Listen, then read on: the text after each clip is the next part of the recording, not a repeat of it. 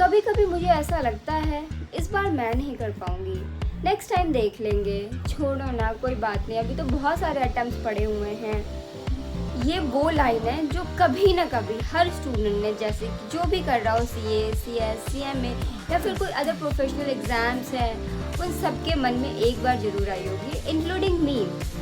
But आज मैं अपने दिल से बात करना चाहती हूँ, सिर्फ एक स्टूडेंट से नहीं, हर एक उस इंसान से जो थक गया है पर उसने हार नहीं मानी है। हेलो एवरीवन, मैं हूँ काजल, CS प्रोफेशनल स्टूडेंट, और आज की ये वीडियो उनके लिए है जिनके एग्ज़ाम बस 4 महीने दूर हैं और उनके अंदर सिर्फ anxiety, over thinking, guilt, self doubt चल रही हैं, चाहे वो कुछ भी एग्ज़ाम्स के लिए प्रिपेयर कर रहे हैं, जैसे CA, CS, CMA या फिर कोई भी प्रोफेशनल कोर्स के लिए कर रहे हैं। तो मैं आपको बता दूँ कि ये जो फीलिंग है सबके अंदर कॉमन है, हर स्टूडेंट्स के लिए सेम है। तो मैं आज इस वीडियो में मैं आपसे ये नहीं कहने आई हूँ कि सब ठीक हो जाएगा, मैं आपसे ये कहने आई हूँ कि आप ठीक हो जाओ। तो आइए मैं आपको बताती हूँ कि एग्जैक्ट 4 महीने पहले मैं क्या फील कर रही हूँ और फील करती थी, जैसे लास्ट ईयर एग्जीक्यूटिव के एग्ज़ाम्स थे और इस बार CS प्रोफेशनल के एग्ज़ाम्स हैं। तो कभी कभी या फिर एक दिन मैं ऐसे सोचते सोचते मेरे 2 घंटे निकल गए कि मैं फेल हो गई, तो मेरा सिलेबस कंप्लीट नहीं हुआ है। और कभी कभी तो फ्रेंड्स के स्टेटस देख के कि उन्होंने रिवाइज़ भी कर लिया है, मैंने रिवाइज़ भी नहीं किया है, एंग्जाइटी लेवल और हाई हो जाता है। और सबसे बुरा तो हमें तब लगता है जब हम कोई पार्टी, कोई फैमिली फंक्शन को अवॉइड करके हम पढ़ाई करते हैं और फिर बाद में हमें ये फीलिंग आती है कि हमने तो पढ़ाई नहीं, हमसे पढ़ाई हो ही नहीं पाई। तो ये सब जो फीलिंग है ना, हमें ओवरथिंक करने पे मजबूर करती है। इसी सब चीज़ें के लिए मैं बात कर रही हूँ इस वीडियो में कि हम इसे ओवरकम कैसे करेंगे और ऐसा कौन सा सॉल्यूशन है जो हम थोड़ा कम कर सकते हैं, हम अपनी पढ़ाई पे फोकस कर सकते हैं। तो छोटी छोटी चीज़ों पे कोई बात नहीं करता, इसलिए मैं इस मैटर पे बात करना चाहती हूँ आपसे। लेकिन आपको पता है असली बैटल यही है कि हम अपने कंफर्ट जोन से हर एक दिन लड़ते रहते हैं और बिना सियोरिटी के एग्ज़ाम के लिए पढ़ते रहते हैं। तो फ्रेंड्स, CA, CS, CMA की तैयारी भी कुछ ऐसी ही होती है। हमें हर दिन अपने आप से लड़ना पड़ता है और असली मैच, असली विनर वही हैं जो हर दिन अपने अंदर से लड़ते हैं और छुप के लड़ते हैं। तो इन सब सिचुएशन को सोचकर मुझे एक स्टोरी याद आई, क्योंकि मुझे स्टोरी पढ़ने की बहुत हैबिट है, मतलब reading books is my favourite work. Like जब भी मैं परेशान हो जाती हूँ या फिर मैं पढ़ नहीं पा रही होती हूँ ना, तो फिर मैं कोई सी भी बुक उठाती हूँ जो मेरी फेवरेट है या फिर कोई मोटिवेशन दे सके मुझे, इस तरीके की बुक रीड कर लेती हूँ। तो एक बुक मैंने पढ़ी थी, can't hurt me by David Goggins. वो एक नेवी में सील थे, उनका जीवन बहुत ही ज़्यादा पेनफुल था, जैसे कि अब्यूजिव फादर थे, हेल्थ प्रॉब्लम्स थी, ज़ीरो मोटिवेशन, और वो इन सब चीज़ों से परेशान हो चुके थे। फिर उन्होंने एक दिन डिसाइड किया कि no more excuses, only discipline.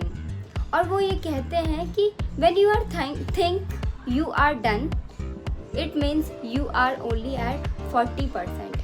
मतलब जब आप सोचते हैं कि अब आपसे नहीं हो पा रहा है, तो सिर्फ आप 40% तक ही पहुंचते हैं और बाकी का जो 60% है वो हमारे अंदर ही होता है, एक पावर होता है जो हमें दिखाई नहीं देती है। तो आइए अब हम एक मेन टॉपिक पे बात करते हैं, what exactly is exam anxiety.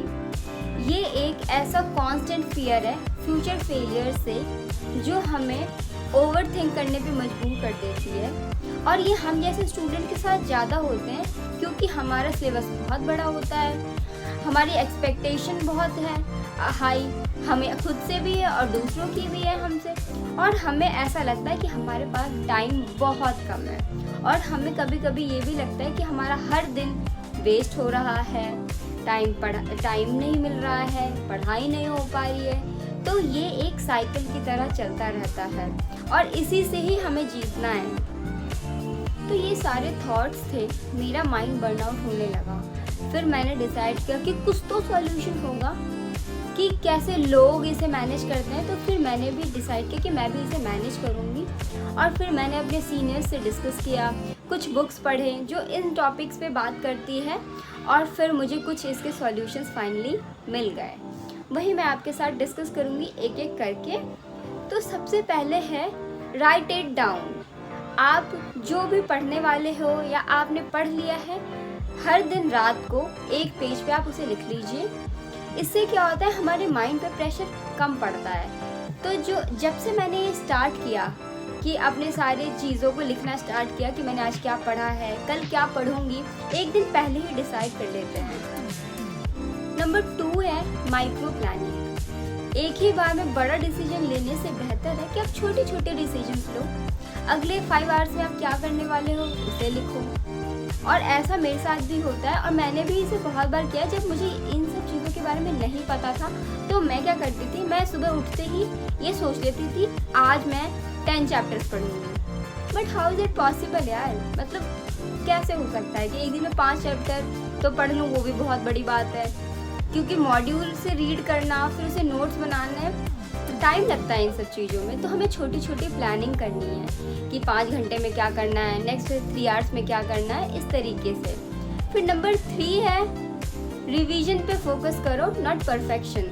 और मैं ये इस चीज़ को हमेशा फॉलो करती हूँ कि अगर मैंने 90% पढ़ लिया है तो पहले मैं उसे रिवाइज करूँ, क्योंकि रिवीजन से आप माने या मत माने क्लियरिटी आती है जो भी हमने पढ़ा है, और अच्छे से पढ़ लेते हैं उसे, और याद भी हो जाता है। Number 4 is reduce digital noise. इसका मतलब क्या है, जब भी हम व्हाट्सएप ओपन करते हैं 90% ग्रुप्स में ये लिखा होता है मैंने ये पढ़ लिया, मैंने वो पढ़ लिया, मेरा सिलेबस कंप्लीट हो गया, मेरा रिवीजन फिनिश हो गया। तो इन सब चीज़ों से क्या होता है, हमारी एंजाइटी लेवल बढ़ जाता है। नंबर 5 है विजुअलाइजेशन एंड अफर्मेशन। ये सबसे इम्पॉर्टेंट है और सबसे मोस्ट प्रोडक्टिव है इन सब चीज़ों को ओवरकम करने के लिए। जैसे अफर्मेशंस ट्राई करने हैं आपको, मतलब पॉजिटिव बोलना है कि मैं अच्छे से पढ़ रही हूँ, मेरा सिलेबस ख़त्म होते जा रहा है, अच्छे से रिवीजन भी हो रहा है। और आप इन सब चीज़ों को अगर फॉलो करते हैं तो आप अपने में चेंजेस खुद देख सकते हैं। मुझे बोलने की ज़रूरत नहीं पड़ेगी, बस आपको इन सब चीज़ों को फॉलो करना है। क्योंकि जब से मैंने फॉलो करना स्टार्ट किया है, मैंने खुद भी देखा है कि मैं एंजाइटी, ओवरथिंक थोड़ा कम करने लगी हूँ। तो अभी थोड़ी देर पहले मैंने आपको बताया था कि मैंने कुछ बुक्स की हेल्प भी ली थी। वो एक बुक है एटॉमिक हैबिट्स। उस बुक में ये लिखा है you do not rise to the level of your goal, you fall to the level of your goal. इसका मतलब ये कि आपका सिस्टम है, अगर आपका क्लियर गोल है कि मुझे CS क्लियर करना है, तो आपको एक सिस्टम बनाना होगा। जैसे कि आपको मॉर्निंग 2 आवर्स डीप स्टडी है, रात को क्विक रिवीजन है। अगर आप इन सब चीज़ों को फॉलो करते हैं, आई एम श्योर आप अपना एंजाइटी लेवल, गिल्ट, ओवरथिंकिंग आप कम करने लगेंगे।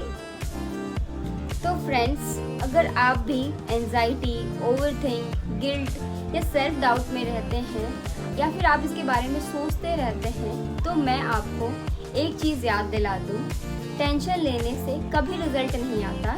टेंशन को समझने और कंट्रोल करने से रिज़ल्ट ज़रूर आ सकता है। तो फाइनली हम इस वीडियो के एंड तक पहुंच चुके हैं, और ये जो लास्ट लाइन है मुझे बहुत अच्छा लगता है पढ़ना, इसलिए मैं आपके साथ भी शेयर करना चाहती हूँ। कामयाबी उन्हीं को मिलती है जो हार मान के नहीं, बल्कि अपनी प्रॉब्लम्स को पहचान कर आगे बढ़ते हैं। मैं भी डरती हूँ पर रुकती नहीं हूँ, इसलिए आपको भी नहीं रुकना चाहिए। Let's win together. अगर आपको वीडियो लगता है कि ये बहुत इन्फॉर्मेटिव है, बहुत मोटिवेटिंग है, तो आप इस चैनल को सब्सक्राइब कर लीजिए और आप अपने उस फ्रेंड्स को के साथ शेयर कीजिए जिसको इसकी ज़रूरत है। वो बहुत ज़्यादा ओवरथिंक करते हैं। और आप मुझे कमेंट करना ना भूलें कि I am in control of my mind. मिलते हैं नेक्स्ट वीडियो में और भी रियल एंड मोटिवेटिंग स्टोरीज़ के साथ। तब तक के लिए bye bye and take care.